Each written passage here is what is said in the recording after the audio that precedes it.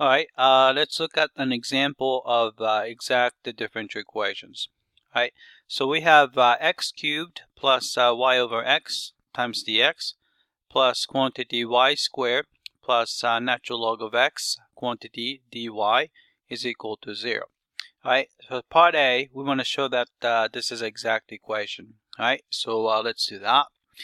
Alright, so this part right here is our m, and this one right here is going to be our n, capital N. Alright, so all we have to do is compare partial derivative of m with respect to y,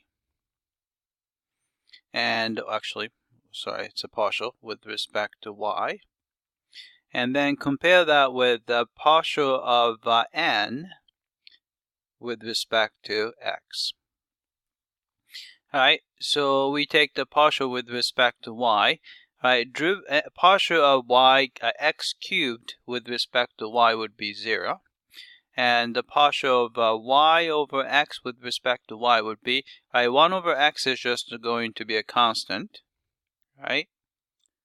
Then the derivative, partial of y would give us 1. So this is just going to be 1 over x.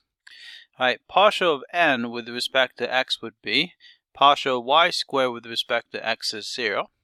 And the partial of natural log of x with respect to x would be, again, 1 over x. Alright, so you can see that they agree with each other. So this means that partial of m with respect to y is equal to partial of n with respect to x. Alright, so this will show that the equation is exact. Alright, so let's solve this. Alright, so we know that, let's see, if you look at the m is going to be a partial. So this is going to be, since it's exact, this is going to be a partial with of f with respect to x. And here, this is the partial of f, capital F, with respect to y. Alright, so in order to come up with f, all you have to do is we're going to integrate m, which is x squared, x cubed, plus y over x, and with respect to x. Right? So you're going to get, add 1 to the power. So you have x to the 4th power, divide by 4. Right? Then we have y just going to be a number, so I'm going to put y here. And then antiderivative of 1 over x is natural log of absolute value of x. But in this case, x is greater than 0, so we can just say natural log of x. Right? Then plus some constant. But since this is antiderivative with respect to x, all the y would be considered to be a constant. So you could have a function of y. Right? So we have that.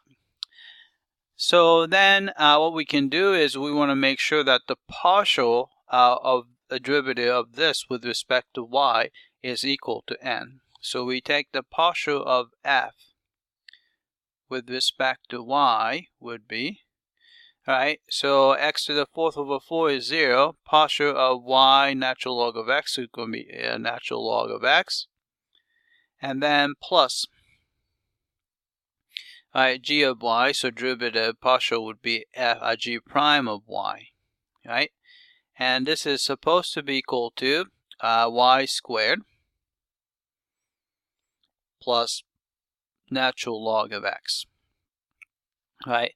From here, by subtracting natural log of x, we know that g prime of y is equal to y squared, right? Then antiderivative, by taking antiderivative with respect to y, we can get g of y which is going to be y cubed over 3. Right, and if you want, you can put plus constant c.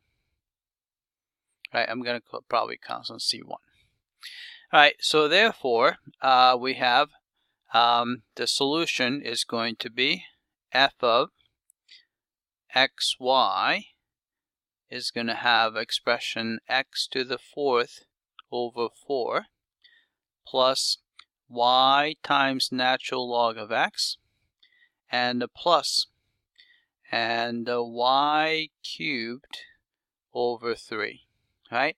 Then I can put the everything else on the other side, so it is equal to some constant c. All right, so this is the solution of the given exact equation. All right, that's it. I hope that this was clear.